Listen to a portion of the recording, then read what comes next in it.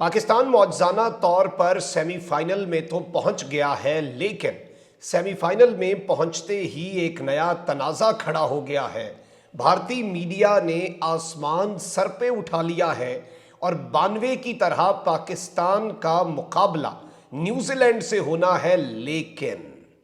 भारत यहां पर एक गेम करने जा रहा है और इस वक्त भारत का जानबूझकर जिम्बाब्वे से मैच हारने का प्लान क्या है और इस हवाले से क्या बातें हो रही हैं। ये बिस्मिल्लाहिर्रहमानिर्रहीम, अस्सलाम वालेकुम नाज़रीन कराम, मैं हूं मखदूम शहाबुद्दीन और आप देख रहे हैं मेरा फेसबुक और यूट्यूब चैनल। उम्मीद करता हूं आप सब लोग बखैर वाफियत होंगे और जहां भी होंगे अपने अहले खाना समेत खुश भी होंगे और महफूज भी।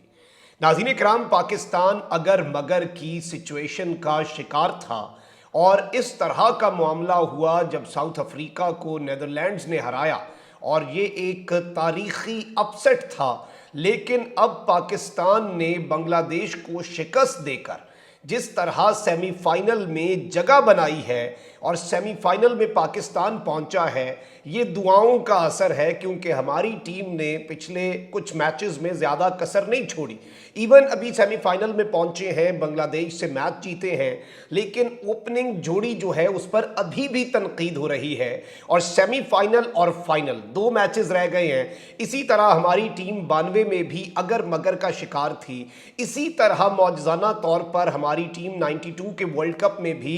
पहुंची थी। आपको पता है सबको कि किस तरह से सेमीफाइनल में, और वहां पर भी हमारा मुकाबला न्यूजीलैंड और फिर फाइनल हमने इंग्लैंड के साथ खेला था और अब भी कुछ ऐसी ही सूरत हाल बन रही है दूसरे ग्रुप में। अब यहां पर नाज़रीन कराम, मैं आपको ये बता दूं कि पाकिस्तान क्रिकेट टीम 6ठी मरतबा तारीख में T20 वर्ल्ड कप के सेमीफाइनल में पहुंचने में कामयाब हुई है और पाकिस्तान बाकायदा तौर पर जिस तरह से जीता है और जिस तरह से पाकिस्तान की टीम जीती है, वो बहुत से लोग ये भी कह रहे हैं कि जो लादीन लोग हैं, जो एथीस्ट हैं, उन्हें लाएं पाकिस्तान, वो देखें दुआओं का असर क्या होता है, वो भी इस्लाम कबूल कर लें यहाँ पर दुआओं का असर देखकर। ये बहुत से लोग ऑन अ लाइटर नोट ये बात कर रहे हैं और आज कुछ रिकॉर्ड्स भी हुए हैं। शादाब खान ने शाहिद आफरीदी का रिकॉर्ड बराबर कर दिया। शादाब खान और शाहिद आफरीदी मुश्तरका तौर पर सबसे ज़्यादा विकेटें लेने वाले पाकिस्तानी बॉलर्स भी बन गए हैं। शकीब अल हसन को जब उन्होंने आउट किया तो शादाब खान की T20 में विकेटों की तादाद 97 हो गई और 97 विकेटें जो हैं वो 82 मैचेस में इन्होंने मुकम्मल की और शाहिद आफरीदी जो हैं उन्होंने 98 मैचेस में 97 विकेटें हासिल की हुई थी। तो अभी तक इनका रिकॉर्ड बराबर है, जो कि आगे जाके शादाब जो है वो बीट भी कर सकते हैं। अब यहाँ पर बड़ा दिलचस्प मामला भी हुआ। नीदरलैंड के क्रिकेटर को जब मैन ऑफ द मैच का अवार्ड पेश कर रहे थे पाकिस्तान के क्रिकेटर और हमारी टीम के साबिक कप्तान मोहम्मद हफीज़, तो उन्होंने बड़ी दिलचस्प बात की और उन्होंने कहा कि मैंने बड़ा ख़ास शुक्रिया अदा किया है नीदरलैंड के man of the match Colin का as a fan of Pakistani cricket team के, उन्होंने हमारा रास्ता आसान कर दिया है। लेकिन यहाँ पर कुछ तनाज़ात भारतीय मीडिया की तरफ से भी सामने आ रहे हैं, कुछ तनाज़ात की बात भी आ रही है और मैं आपको यहाँ पर ये बता दूं कि T20 वर्ल्ड कप के अहम तरीन मैच में बांग्लादेश के कप्तान शकीब अल हसन को थर्ड एम्पायर की जानिब से आउट करार दिए जाने पर एम्पायरिंग पर बहुत से सवालात उठ रहे हैं। पाकिस्तान और बांग्लादेश के दरमियान एडिलेड में खेले गए मैच में शादाब खान ने इनिंग्स के 11वें ओवर की पहली गेंद पर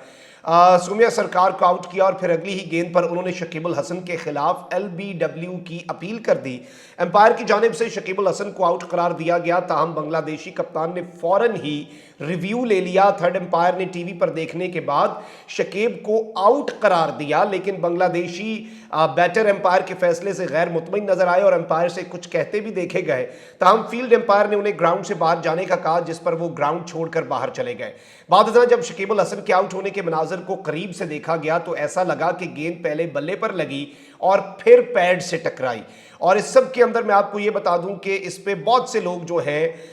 वो इस फैसले को तनकीद का निशाना भी बना रहे हैं और साबिक जो भारतीय क्रिकेटर और क्रिकेट कमेंटेटर हैं आकाश चोपड़ा, उन्होंने भी एम्पायर की जानिब से शकीब अल हसन को आउट करार दिए जाने के फैसले पर तहफ़्फ़ुज़ात का इजहार किया। लिखा कि शकीब का बल्ला ज़मीन से नहीं लगा, गेंद बल्ले को छूकर गई। बांग्लादेश की टीम एम्पायरिंग के बुरे फैसले की शिकार हो गई है। और इस सब के अंदर मैं ये समझता हूँ कि इस तरह का फैसला, चाहे वो पाकिस्तान की टीम के हक में गया, लेकिन इस तरह की एम्पायरिंग के फैसले नहीं होने चाहिए और ना ही पाकिस्तानी क्रिकेट टीम जो है वो कभी इस तरह के जो डिसीजंस हैं उनकी वजह से जीतना चाहती है, ना एज अ क्रिकेटिंग नेशन हम ये करना चाहते हैं। भारत के हवाले से भी आपको पता है कि हमारे मैच में भी एक दो चीज़ों पर हुआ एम्पायरिंग, और मैं समझता हूं कि इस वक्त जो एम्पायरिंग है ये बहुत ज़्यादा इंपॉर्टेंट भी हो चुकी है। अब यहाँ पर मैं आपको नाज़रीन कराम ये बता दूं कि सूरत हाल ये बन चुकी है यहाँ पर जो इस वक्त डेवलपमेंट्स हैं उनके हवाले से, कि ये भी कहा जा रहा है कि अब भारत और पाकिस्तान ने हमारे ग्रुप से सेमीफाइनल में जाना है, दूसरी जानिब इंग्लैंड और आपका जो न्यूजीलैंड है वो है, और भारत का मैच जो है वो जिम्बाब्वे के साथ शुरू हो चुका है। अब यहाँ पर बहुत से भारत के अपने क्रिकेटिंग फैंस ये कह रहे हैं कि भारत को ये जिम्बाब्वे के खिलाफ मैच जो है वो जानबूझ के हार जाना चाहिए। अलबत्ता क्रिकेट में ऐसा कुछ नहीं होना चाहिए, कोई भी मैच जानबूझ के हारना या जानबूझ के जीतना, you just go in the field, आप मैदान में उतरते हैं, आप अपना दी बेस्ट देते हैं, आप ये नहीं देखते ये जो सियासतें होती हैं, और ये अच्छे क्रिकेटर्स करते भी नहीं है खैर। लेकिन अभी मैच स्टार्ट हुआ है और इसमें यह कहा जा रहा है कि जी इंग्लैंड को सेमीफाइनल में अवॉइड कर लिया जाए, और इंडियंस जो है वो बड़ा कह रहे हैं कि जी इंग्लैंड टफ होगा सेमीफाइनल के तनाजुर में न्यूजीलैंड की निस्बत, तो हम न्यूजीलैंड को फेस कर लें तो इस तरह हम सेमीज से आगे बढ़ सकते हैं, फाइनल्स में पहुंच सकते हैं। तो ये सारे के सारे मामले में ये चीजें हैं, लेकिन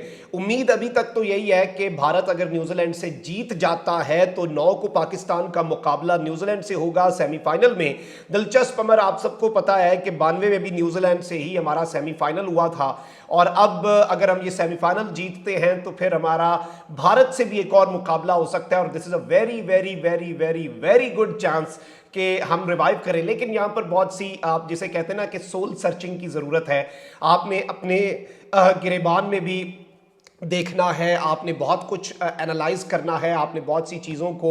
उस हिसाब से लेकर चलना होता है, और पाकिस्तान की क्रिकेट टीम के लिए भी ये ज़रूरी है। बहुत से लोग ये कह रहे हैं कि पहली मरतबा जी हमें खुशी हुई कि हमारे ओपनर जल्दी जल्दी गए ताकि आगे आके खेलें, क्योंकि वो सेल्फिश हो रहे हैं, इस तरह की चीज़ें हो रही हैं। तो मैं ये समझता हूँ कि इन तमाम तर चीज़ों को टीम को एड्रेस करना होगा। टीम जीतेगी तो ही प्लेयर्स का वक़ार बनता है, पर्सनल रिकॉर्ड्स कुछ नहीं होते, और इतनी ज़्यादा तनकीद भी अच्छी नहीं होती, ऑब्वियसली उससे भी हमारे प्लेयर्स का मोराल डाउन होता है। लेकिन कंस्ट्रक्टिव क्रिटिसिज्म हक है, हम वो कर सकते हैं, वो हमारा राइट है, और उस कंस्ट्रक्टिव क्रिटिसिज्म को अगर सामने अच्छा प्लेयर बैठा है वो अपनी इस्लाह के लिए लेता है, तभी जाकर वो तरक्की कर सकता है। तो अब सेमीफाइनल के लिए हमें बहुत से मामलात के अंदर एक मरतबा अपनी पॉलिसी को रिव्यू करना होगा, और एक हमारे ओपनर को गालिबन 1 डाउन पे आ जाए तो आई गेस वो चीज़ें ज़्यादा बेहतर हो जाएंगी, और मुल्क के लिए भी। और जब हम जीतेंगे इंशाल्लाह ये कप, तो ये हम सब के लिए एजाज़ होगा। और अगर मगर की सूरत हाल थी,